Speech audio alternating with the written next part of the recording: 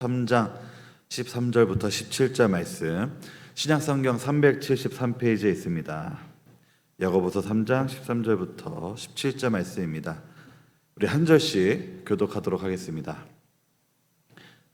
너희 중에 지혜와 총명이 있는 자가 누구냐? 그는 선행으로 말미암아 지혜의 온유함으로 그 행함을 보일지니라.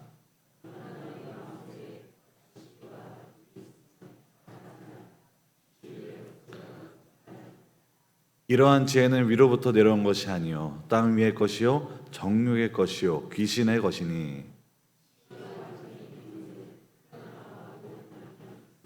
다 함께 읽겠습니다. 오직 위로부터 난 지혜는 첫째 성결하고 다음에 화평하고 관용하고 양순하며 국률과 선한 열매가 가득하고 평강과 거짓이 없나니.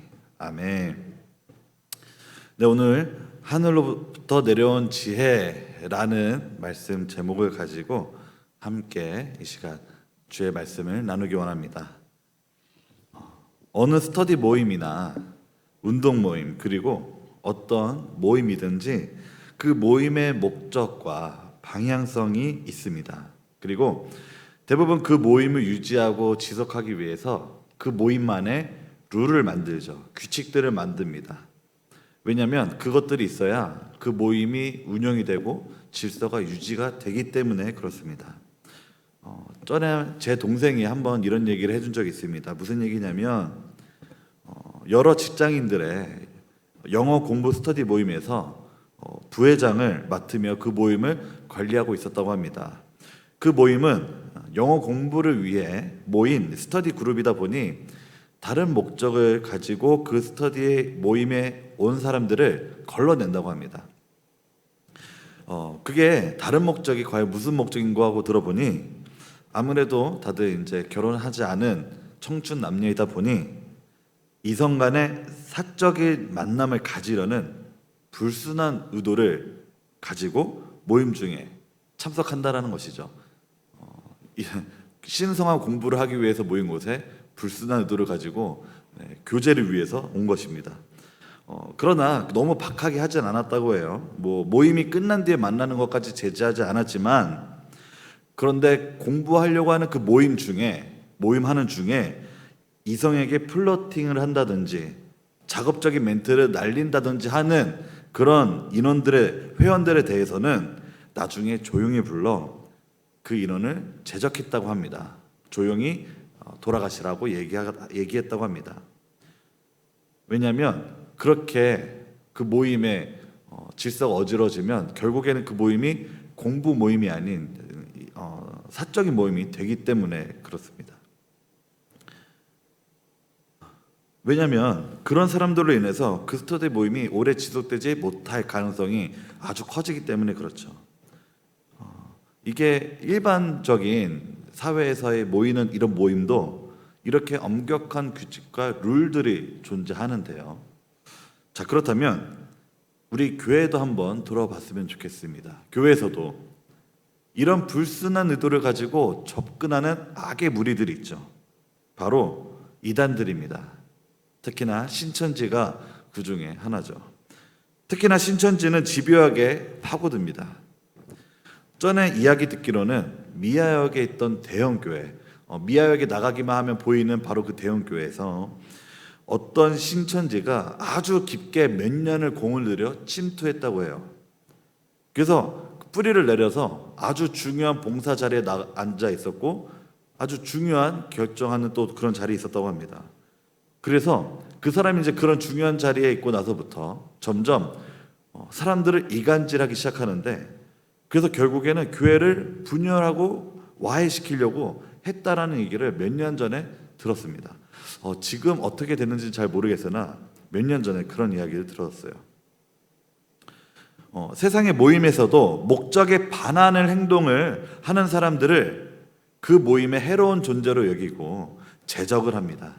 자, 그렇다면 교회에서도 교회를 와해시키려는 그 악한 무리들이 존재하며 아주 해로운 존재들입니다. 물론 그들도 회개하고 돌이켜 다시 한 번 더 복음 앞에 나온다면 그것만큼 감사한 일이 또 없지 않을까 싶습니다만, 하지만 쉽지 않은 일이죠. 어쨌든 그렇습니다.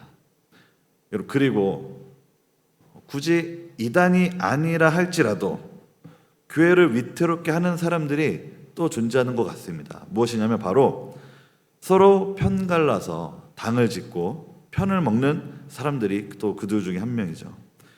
물론 다 이유가 있습니다. 이유가 있고 그럴 만한 사정이 또 있습니다. 나름의 사정이 다 존재합니다. 얘기 들어보면 그럴싸합니다. 하지만 많은 교회들이 이런 이들로 인해 반으로 쪼개지는 경우가 많이 있죠. 또 그렇게 많이 봐오기도 했습니다. 공동체 안에서 분일시키려고 하는 일들은 비단 오늘날에만 있었던 일은 결코 아니었습니다. 본문의 내용을 보고 있으면 이 본문이 쓰여져 있던 이때에도 바로 이러한 일들이 존재하고 있었구나라는 것을 알 수 있어요. 야고보는 본문 말씀 전에도 그렇고 계속해서 교회 안에서 일어나는 일들에 대해서, 특히나 교회 안에 있는 사람들 중에 교회의 질서와 안녕을 깨트리려고 하는, 분탕질하며 교회의 성도들을 선동하여 깨트리려고 하는 악한 목적을 가지고 있는 자들을 향해서 계속해서 경고하고 있습니다. 우리 13절 말씀 함께 읽겠습니다. 시작. 너희 중에 지혜와 총명이 있는 자가 누구냐? 그는 선행으로 말미암아 지혜 온유함으로 그 행함을 보일지니라. 야고보는 질문을 던지고 있습니다. 너희 중에 지혜와 총명이 있는 자가 누구냐? 우리 다음 화면 함께 보시겠습니다. 네, 여기서 보시면 총명이 있는 자가 누구냐에서 이 자가 누구냐, 여기 티스라고 하는 단어 보이시죠? 네, 맨 첫 번째, 제가 빨간 줄 그은 맨 첫 번째 티스라고 하는 단어, 이 자가 누구냐 해당되는 이 의문사 티스는 이 당시 교회 전체 구성원을 염두에 뒀겠지만 특별히 교사들을 염두에 둔 표현으로 보시면 될 것 같습니다. 그리고 먼저 지혜로 번역된 소포스라는 단어가 보이실 겁니다. 바로 옆에 단어.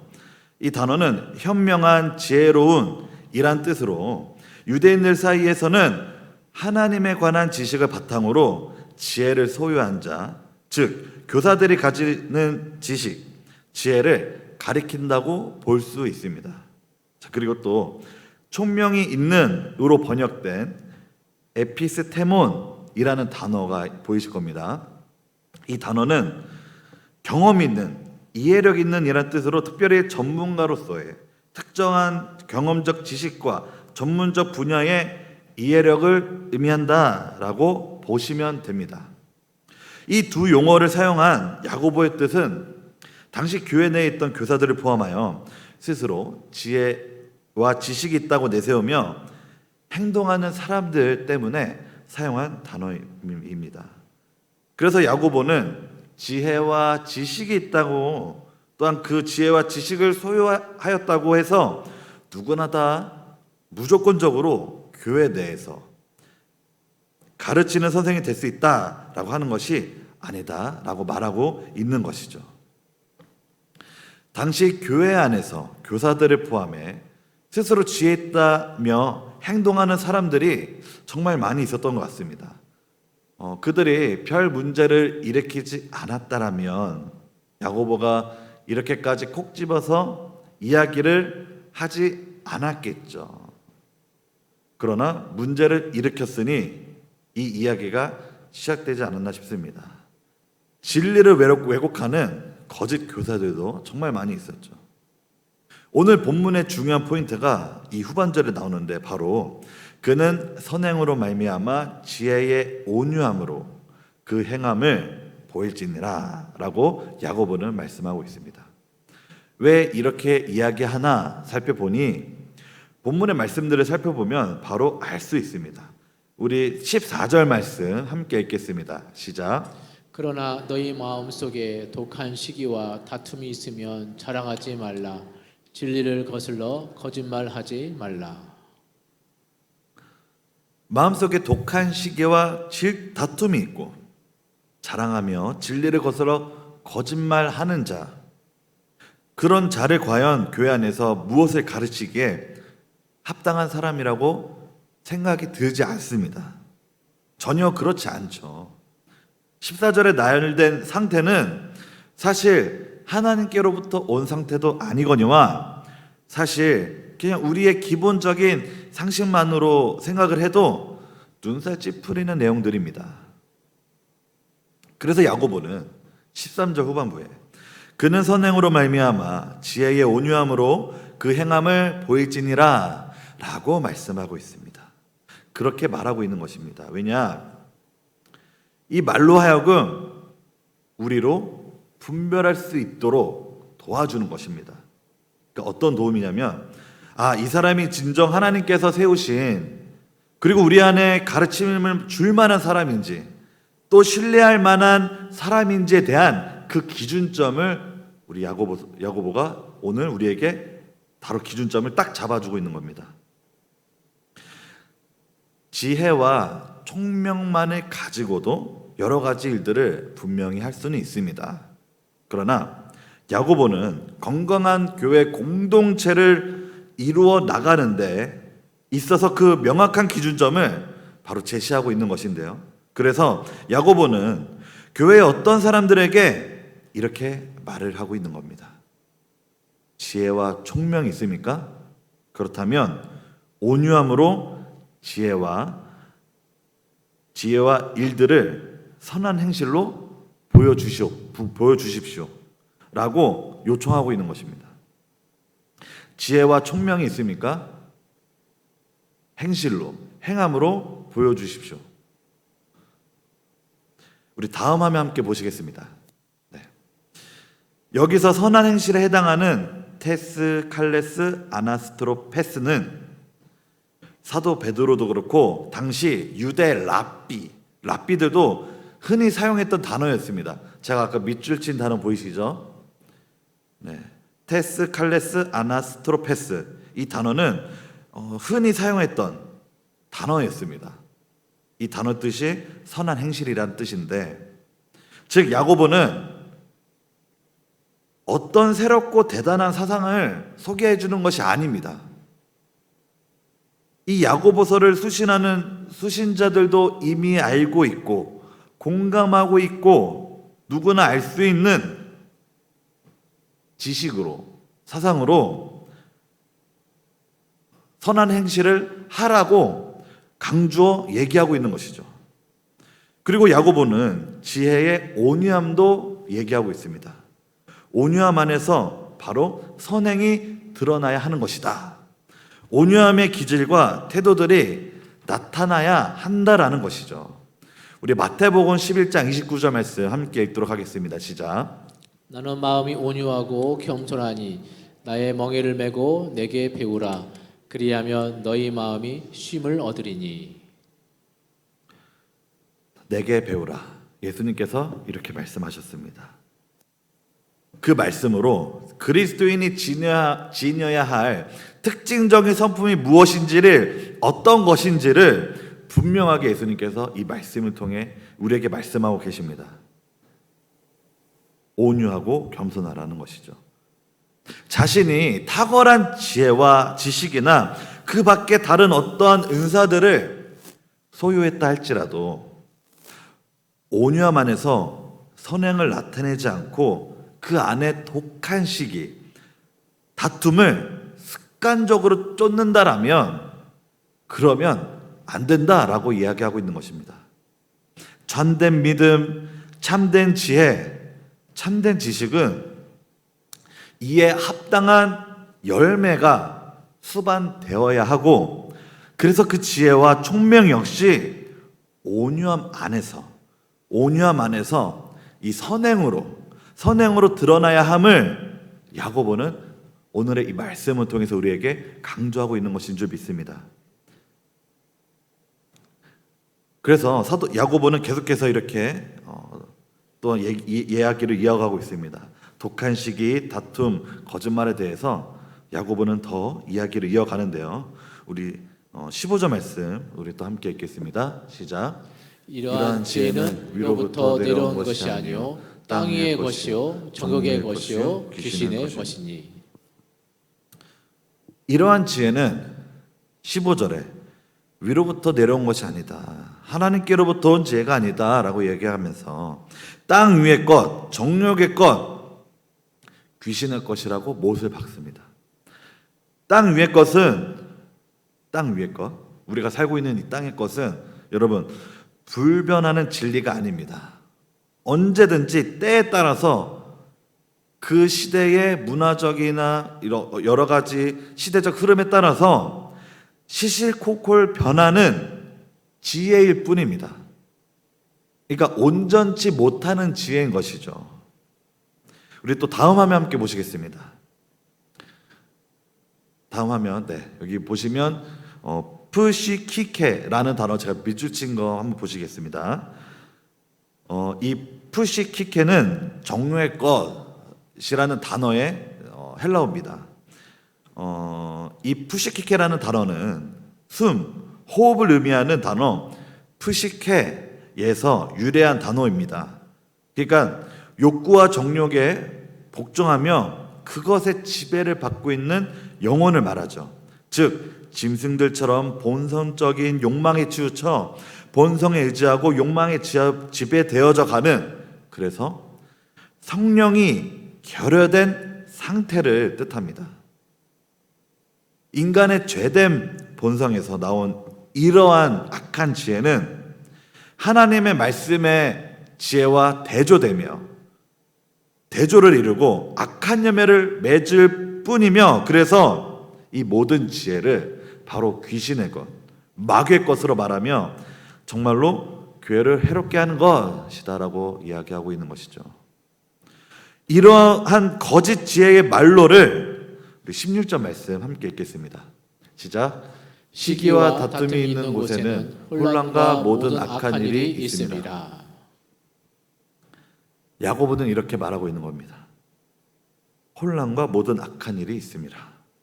이 거짓 지혜의 결국은 모든 죄악된 악한 일들의 중심으로 교회 공동체를 혼란에 빠뜨리며 질서를 무너뜨리게 하는 아주 악한 것들이죠. 이런 지혜가 과연 하늘로부터 왔다라고 말할 수 있을까요? 과연 이런 지혜가 하나님께로부터 온 지혜라고 말할 수 있을까요? 아무리 지혜가 총명하라 한다 할지라도 그것이 교회 공동체를 망쳐버린다면 과연 그것이 하나님께로부터 온 지혜라고 말할 수 있을까요? 아닙니다. 그것이 결코 아니다라는 것이죠. 내가 속해 있는 공동체에서 그래서 나는 어떻게 서 있는지, 그래서 우리는 계속해서 점검하고 돌아봐야 하는 이유 또한 여기에 있는 줄 믿습니다. 우리가 예수 믿고 구원받아서 교회에 나와 신앙생활을 하고 있습니다. 그러나 우리는 천국 가는 날까지 성화의 과정을 계속해서 거쳐야만 합니다. 계속해서 세상 속에서 살아가고 있기 때문에 죄의 유혹과 세상의 지혜와 우리는 계속해서 끝까지 싸워야만 합니다. 그래서 내 신앙생활의 긴장의 끈을 놓아버리면 도태되어지기 쉬워지고 방심하기 쉬워지며, 그리고 그 틈을 비집고 죄가 들어오기 쉽게 됩니다. 내가 의도하지 않았어도 나도 모르는 사이 사단의 도구가 될 수 있으며 연약한 질그릇과 같이 깨지기 쉬울 수 있다라는 것입니다. 우리 마태복음 26장 41절 말씀 함께 읽겠습니다. 시작. 시험에 들지 않게 깨어 기도하라. 마음에는 원이로되 육신이 약하도다 하시고. 이 말씀을 예수님께서 제자들에게 하셨습니다. 우리는 연약하며 내 마음이 그렇지 않다 할지라도 우리의 육신은 약합니다. 우리가 이것을 인정하고 깨어있기로 결정한다면 오늘 야고보서의 말씀에 나와 있는 땅 위의 정욕의 마귀의 지혜에 넘어가지 않게 될 줄 믿습니다. 그래서 야고보는 그렇다면 과연 위로부터 난 지혜, 하나님께로부터 난 지혜가 무엇인가에 대해 17절과 18절에 말씀하고 있습니다. 우리 17절 말씀 함께 읽겠습니다. 시작. 오직 위로부터 난 지혜는 첫째 성결하고 다음에 화평하고 관용하고 양순하며 긍휼과 선한 열매가 가득하고 편견과 거짓이 없나니. 아멘. 여기서 성결하다는 의미는 부정하거나 더럽지 않다, 두 마음을 품지 않는다라는 뜻입니다. 하나님과 돈을 겸할 섬길 수 없다라는 말씀처럼 바로 이 성결 또한 두 마음을 품지 않는 것을 바로 성결이라고 얘기하고 있는 겁니다. 그리고 하나님의 말씀을 온전히 따르려 하며 하나님 앞에 서 있는 것이죠. 그리고 여기서 또 화평하고는 이란 뜻은 평화로운, 평온한 이란 뜻으로서 말 그대로 공동체 안에서 화평을 이루게 하는 것입니다. 평안을 이루게 하는 것이죠. 관용하다는 것은 온순하고 공정하다는 의미로 참을성과 이해심이 많고 관대하며 친절한 마음을 뜻합니다. 양순하다는 것은 고분고분하다라는 것인데 바로 하나님 말씀에 대해 순종하고 순순히 받아들이는 것을 뜻하죠. 긍휼과 선한 열매가 가득하다라는 것은 도움이 필요한 자에게 긍휼한 마음으로 자비와 동정심을 줄 수 있으며, 편견과 거짓이 없다라는 것은 사람의 외모, 외관만을 보고 판단하지 않고 또한 누굴 속이거나 위선을 행하지 않고 거짓이 없다라는 것을 의미합니다. 그리고 마지막 18절에 화평케 하는 자들은 이라고 말하는데, 세상적 지혜는 싸움과 다툼, 분쟁 등인 것에 비해 화평케 하는 자들, 즉 세상적인 지혜와 대조되는 자들은, 그래서 이 속성은 위로부터 난 지혜, 하나님께로부터 난 지혜로 충만한 사람들, 그런 사람들이 이 교회 안에 가득되어진다면 그러면 그 교회는 소란하지 않고 분쟁과 다툼이 일어나는 것이 아닌 평화가 가득하게 된다라는 것을 야고보가 오늘 우리의 이 말씀을 통해서 야고보 사도가 우리에게 말씀하고 있는 것입니다. 우리 또한 세상의 거짓 지혜로 살아가는 것이 아니길 소망합니다. 이 세상의 지혜는 바뀝니다. 불과 10년 전만 해도, 아주 대표적인 예로 10년 전만 해도 이 세상에서 이 동성애에 대한 것은 잘 다루지 않은 음지의 것이었습니다. 당연히 안 되는 거지라는 생각이 다들 은연중에 많은 사람들이 그래도 있었어요. 그런데 10년이 지난 지금은 동성애가 죄다라고 얘기하면 성평등에 대한 지식이 없는 고리타분하고 아주 고지식한 사람으로 취급하며 오히려 차별한다라고 이야기하고 있습니다. 10년 사이에 이러한 지혜들이 바뀌어버린 거예요, 지식들이. 그래서 우리는 더욱더 이 말씀을 가지고 계속해서 말씀으로부터 오는 지혜, 하나님께로부터 오는 지혜를 가지고 이 공동체 안에서 살아내야 합니다. 그래서 이 지혜를 가지고 우리가 계속해서 선행으로 하나님 앞에 나아가야 될 줄 믿습니다. 바로 이것이 하늘로부터, 위로부터, 하나님께로부터 온 지혜로 말미암아 온유하고 화평을 이루며 살아가게 되는 우리가 될 줄 믿습니다. 제가 이 시간 함께 기도하겠습니다. 하나님 감사합니다. 오늘 함께 말씀을 나누며 하나님의 지혜, 하늘로부터 난 지혜 함께 나눴습니다. 주님, 이 세상은 점점 더 말씀을 따라가는 우리를 향하여 손가락질합니다. 말씀을 따라가고 말씀대로 살아가려고 하는 우리를 향하여 너희는 도태되고 폐쇄적인 자들이야 라고 손가락질합니다. 그리고 이 교회 안에서도 말씀의 참된 지식대로 신앙생활을 하는 것이 아닌 또한 세상의 지식대로, 세상의 거짓 지혜로 또한 살아가려고 하는 또한 일들이 종종 있는 것 같습니다.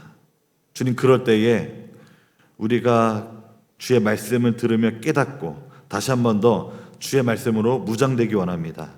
위로부터 난 지혜로, 하늘로부터 난 지혜로, 하나님께로부터 난 지혜로 말미암아 우리의 마음을 무장하기 원합니다.